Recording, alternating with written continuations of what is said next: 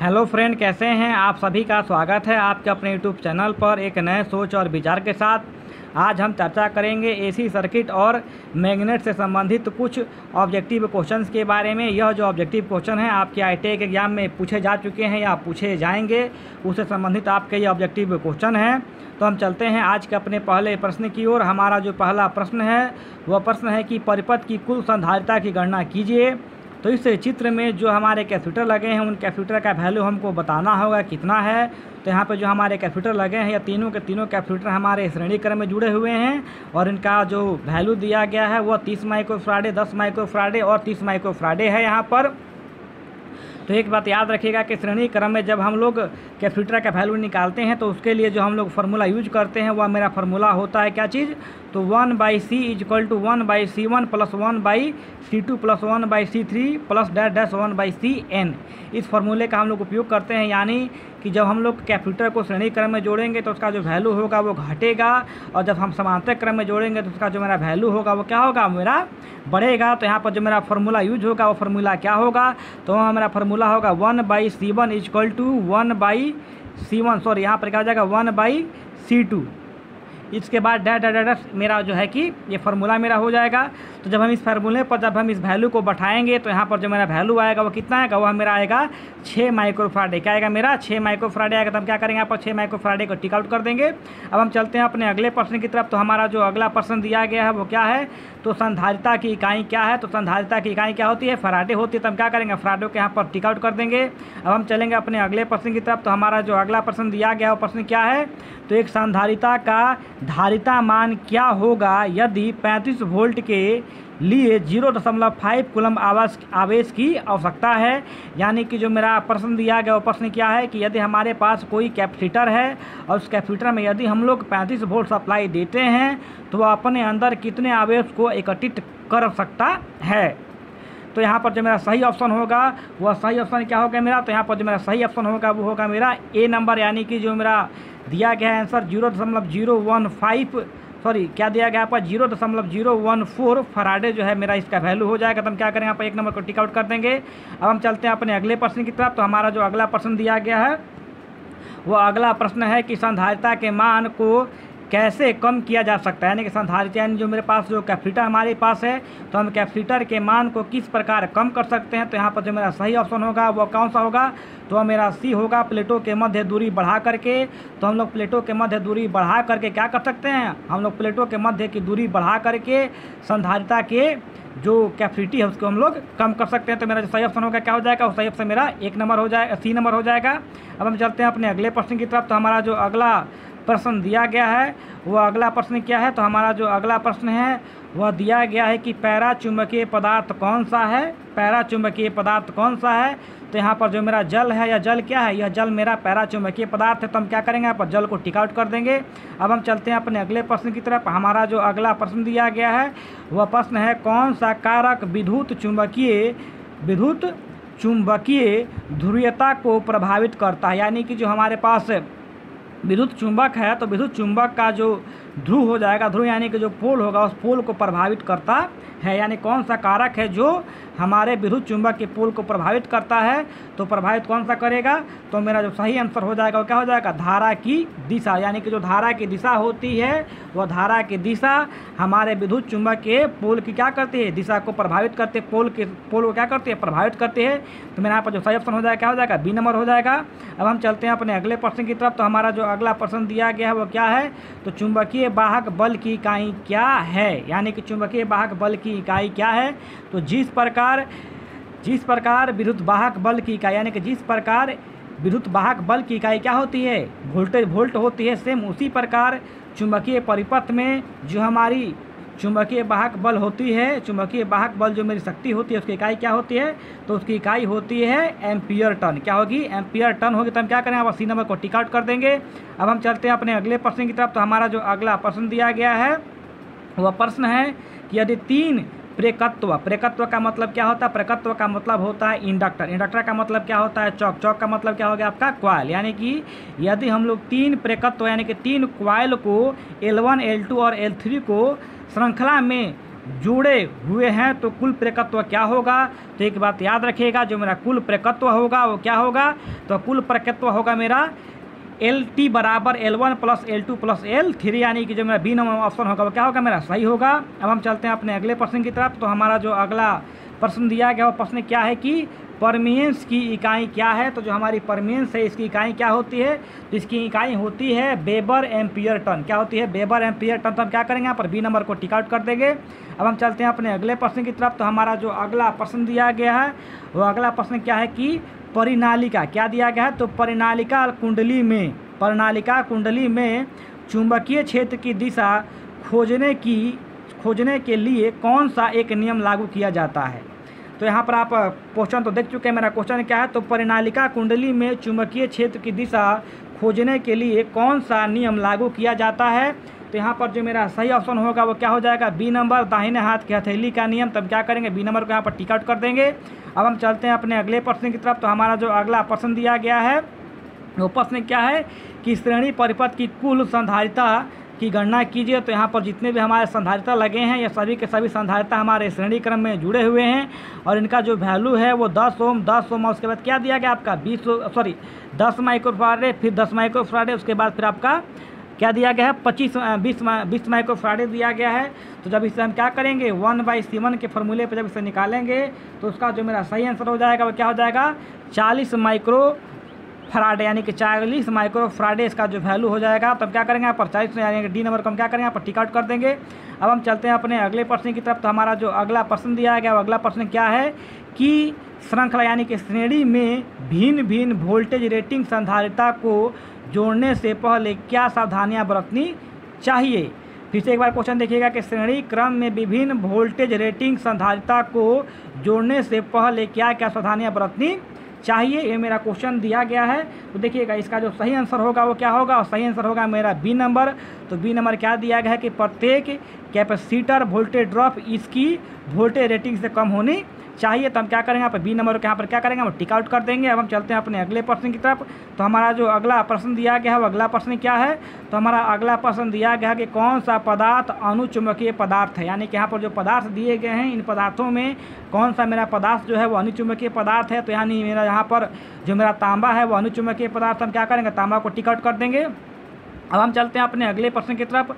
तो हमारा अगला प्रश्न दिया गया है कि BH वक्र में x द्वारा अंकित भाग का नाम बताएं। यानी कि यहाँ पर जो x द्वारा जो वैल्यू जो दिया गया जो दर्शाया जा रहा है उसका नाम क्या है। तो यहाँ पर जो नाम होगा मेरा यहाँ पर देखिएगा यहाँ मेरे कई सारे ऑप्शन दिए गए। इन ऑप्शन में जो मेरा पहला ऑप्शन होगा कोएर्सिविटी जो मेरा होगा वो सही आंसर होगा। तो हम क्या करेंगे यहाँ पर एक नंबर का टिक आउट कर देंगे। अब हम चलते हैं अपने अगले प्रश्न की तरफ। तो हमारा जो अगला प्रश्न दिया गया अगला प्रश्न क्या है कि विद्युतीय परिपथ में चालकता के लिए चुंबकीय सर्किट में समान शब्द क्या है।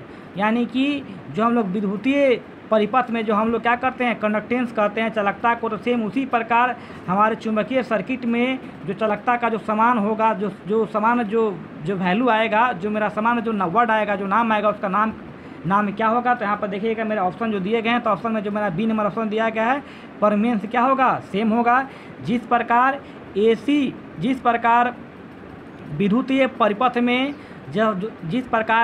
परिपथ में जो विद्युत धारा के प्रवाह में सहायता प्रदान करता है उसे हम लोग क्या कहते हैं चालकता कहते हैं। सेम उसी प्रकार चुंबकीय परिपथ में चुंबकीय वाहक बल को प्रवाहित कराने में जो सहायता प्रदान करता है उसे क्या कहते हैं उसे हम लोग कहते हैं परमीएंस कहते हैं। तब क्या करेंगे यहाँ पर बी नंबर को हम यहाँ पर टिक आउट कर देंगे।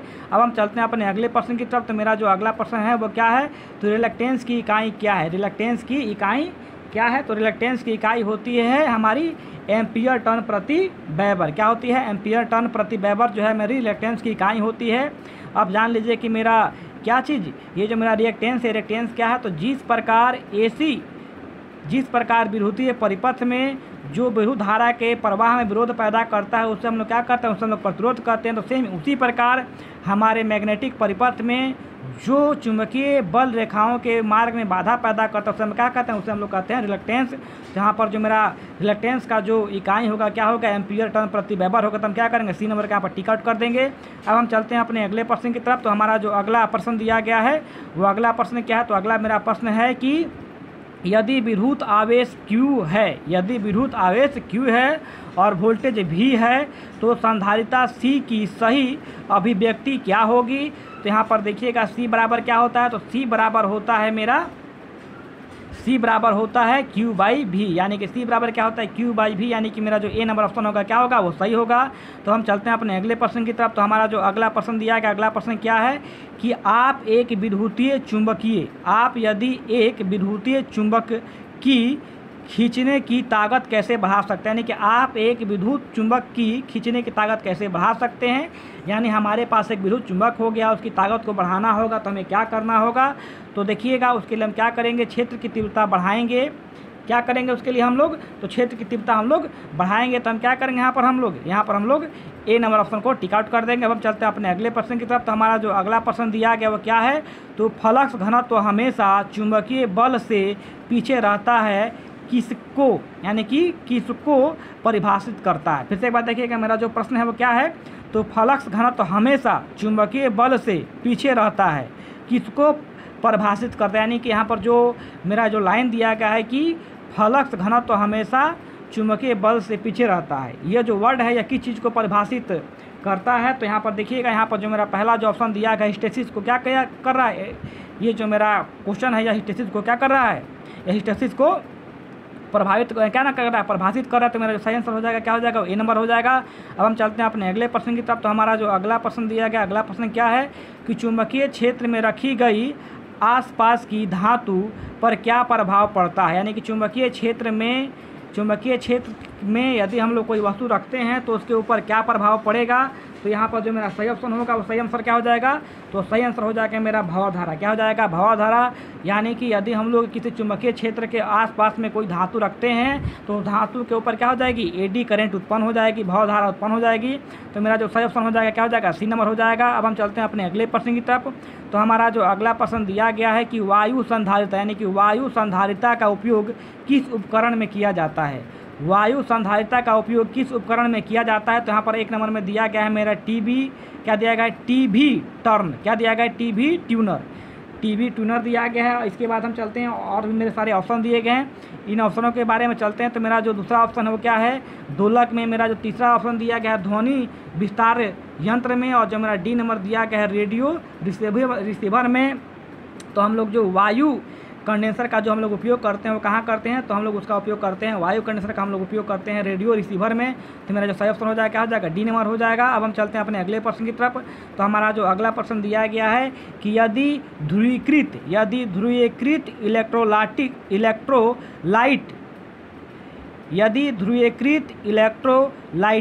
संधारिता विपरीत रूप से जुड़ा हुआ है तो क्या होगा। यानी कि यदि हमारे पास कोई कैपेसिटर है, और कौन सा कैपेसिटर है, तो हमारे पास जो कैपेसिटर है वो इलेक्ट्रोलाइट कैपेसिटर है। कौन सा कैपेसिटर है, इलेक्ट्रोलाइट कैपेसिटर है। तो यदि हम लोग इलेक्ट्रोलाइट कैपेसिटर को विपरीत रूप से जोड़ दें तो क्या होगा। तो यहाँ पर देखिएगा कई सारे मेरे ऑप्शन दिए गए, इन ऑप्शनों में जो मेरा सही ऑप्शन होगा वो क्या होगा, तो वह होगा अत्यधिक गर्म के कारण विस्फोट होगा। क्या होगा, अत्यधिक गर्म के कारण विस्फोट होगा। तो हम क्या करेंगे, बी नंबर को टिक आउट कर देंगे। अब हम चलते हैं अपने अगले प्रश्न की तरफ। तो हमारा जो अगला प्रश्न दिया गया है कि पैराचुंबकीय पदार्थ कौन सा है। तो यहाँ पर देखिए कई सारे ऑप्शन दिए गए, इन ऑप्शनों में जो मेरा लकड़ी है वो क्या है, लकड़ी मेरा पैराचुंबकीय पदार्थ। हम क्या करेंगे, लकड़ी को टिक आउट कर देंगे। अब हम चलते हैं अपने अगले प्रश्न की तरफ। तो मेरा जो अगला प्रश्न दिया गया है कि फ्लक्स घनत्व की एसआई इकाई क्या है। फ्लक्स घनत्व की जो मेरी एसआई इकाई है क्या है, तो फ्लक्स घनत्व की एसआई इकाई जो है मेरी टेस्ला होती है। तो हम क्या करेंगे, ए नंबर ऑप्शन को टिक आउट कर देंगे। अब हम चलते हैं अपने अगले प्रश्न की तरफ। तो हमारा जो अगला प्रश्न दिया गया है वो अगला प्रश्न क्या है कि पदार्थ का BH वक्र के आकार क्या दर्शाता है। यानी कि पदार्थ का जो BH वक्र है, यानी कि हिस्टैरिसीस लूप में जो मेरा BH वक्र है वो किस चीज़ को दर्शाता है। तो यहाँ पर जो मेरा सही ऑप्शन हो जाएगा वो क्या हो जाएगा, पदार्थ की क्षेत्र तीव्रता। तो हम क्या करेंगे, यहाँ पर बी नंबर को टिक आउट कर देंगे। अब हम चलते हैं अपने अगले प्रश्न की तरफ। तो हमारा जो अगला प्रश्न दिया गया है वो अगला प्रश्न क्या है कि कौन सी विद्युत मात्रा सीधे भवधारा के समानुपाती होती है। कौन सी विद्युतीय मात्रा सीधे भवधारा के समानुपाती होती है। तो यहाँ पर मेरे कई सारे ऑप्शन दिए गए, इन ऑप्शनों में जो मेरा सी नंबर ऑप्शन है यानी कि आवृत्ति वो क्या होगा, तो भवधारा के सीधे समानुपाती होगा। तो हम क्या करेंगे, यहाँ पर सी नंबर को टिक आउट कर देंगे। एक बात याद रखिएगा कि भवधारा हमेशा AC में होती है, DC में उत्पन्न नहीं होती है। तो हम चलते हैं अगले प्रश्न की तरफ। हमारा जो अगला प्रश्न दिया गया अगला प्रश्न क्या है कि परमेबिलिटी के परिवर्तन होने का क्या कारण है। परमेबिलिटी के परिवर्तित होने का क्या कारण है। फिर से एक बार क्वेश्चन सुनिएगा, परमेबिलिटी के परिवर्तित होने का क्या कारण है। तो मेरा यहाँ पर कई सारे ऑप्शन दिए गए। इन ऑप्शनों में मेरा जो बी नंबर ऑप्शन दिया गया है फ्लक्स घनत्व, तो क्या हो जाएगा मेरा सही आंसर हो जाएगा। यानी कि परमेबिलिटी के परिवर्तित होने का मुख्य कारण क्या होता है, फ्लक्स घनत्व होता है। तो हम क्या करेंगे, बी नंबर को टिक आउट कर देंगे। अब हम चलते हैं अपने अगले प्रश्न की तरफ। तो हमारा जो अगला प्रश्न दिया गया है वो अगला प्रश्न क्या है, तो किस प्रकार का संधारिता आंतरिक यानी किस प्रकार का संधारिता अंतरिक्ष इलेक्ट्रॉनिक्स के लिए उपयोग किया जाता है, यानी किस प्रकार का संधारिता अंतरिक्ष इलेक्ट्रॉनिक्स के लिए उपयोग किया जाता है। तो यहाँ पे मेरे कई सारे ऑप्शन दिए गए। इन ऑप्शनों में मेरा जो डी नंबर ऑप्शन दिया गया है इलेक्ट्रोलाइट टेंसलन प्रकार का जो मेरा होता है कैपेसिटर, इसका उपयोग हम लोग कहाँ करते हैं, इसका उपयोग हम लोग अंतरिक्ष इलेक्ट्रॉनिक्स के उपकरण में करते हैं। तो हम क्या करेंगे, डी नंबर ऑप्शन को टिक आउट कर देंगे। अब हम चलते हैं अपने अगले प्रश्न की तरफ। तो हमारा जो अगला प्रश्न दिया गया है वो अगला प्रश्न क्या है कि इलेक्ट्रोलाइट संधारिता का प्रभाव क्या होता है अगर खुला परिपथ दोष हो तो, यानी कि जो मेरा इलेक्ट्रोलाइट कैपेसिटर होगा उसका क्या प्रभाव होगा अगर मेरा जो परिपथ है वो क्या होगा, ओपन होगा तो क्या होगा। तो यहाँ पे जो मेरा सही ऑप्शन होगा वो क्या हो जाएगा, वह मेरा हो जाएगा ए नंबर, यह कार्य नहीं करेगा। तो हम क्या करेंगे, यहाँ पर ए नंबर को टिक आउट कर देंगे। हम चलते हैं अपने अगले प्रश्न की तरफ। तो हमारा जो अगला प्रश्न दिया गया है वो अगला प्रश्न क्या है कि यदि संधारिता में प्लेटों की दूरी कम हो जाती है तो संधारिता के मान में क्या परिवर्तन होगा। मेरा क्वेश्चन क्या दिया गया, तो क्वेश्चन है कि यदि संधारिता में प्लेटों की दूरी कम हो जाती है तो उसके मान में क्या परिवर्तन होगा। तो यहाँ पर जो मेरा सही ऑप्शन होगा वो क्या हो जाएगा, डी नंबर क्या हो जाएगा, बढ़ेगा। उसका जो मान होगा क्या होगा, बढ़ेगा। तो हम क्या करेंगे, यहाँ पर डी नंबर को टिक आउट कर देंगे। अब हम चलते हैं अपने अगले प्रश्न की तरफ। तो मेरा जो अगला प्रश्न दिया गया है चुंबक की कौन सी विशेषता दर्शाई गई है, चुंबक की कौन सी विशेषता जो है इस चित्र के माध्यम से दर्शाई गई है। तो यहाँ पर जो मेरा सही आंसर हो जाएगा क्या हो जाएगा, दिशा विशेषता जो है इसके माध्यम से दर्शाई गई। यानी कि यहाँ पर हम क्या करते हैं, जब हम चुंबक को धागा से बांध करके स्वतंत्र रूप में लटका देते हैं तो वह नॉर्थ और साउथ दिशा में क्या हो जाता है, घूम जाता है। तो यहाँ पर हम लोग चुंबक से दिशा की विशेषता को क्या कर रहे हैं, दर्शा रहे हैं। तो अपना सही आंसर हो जाएगा क्या हो जाएगा, सही आंसर मेरा ए नंबर हो जाएगा। अब हम चलते हैं अपने अगले प्रश्न की तरफ। तो मेरा जो अगला प्रश्न दिया गया वो क्या है, अनुचुंबकीय पदार्थ कौन सा है। तो यहाँ पर जो मेरे ऑप्शन दिए गए इन ऑप्शन में जो मेरा ए नंबर ऑप्शन है वो सही है, वाई जो है मेरा अनुचुंबकीय पदार्थ है।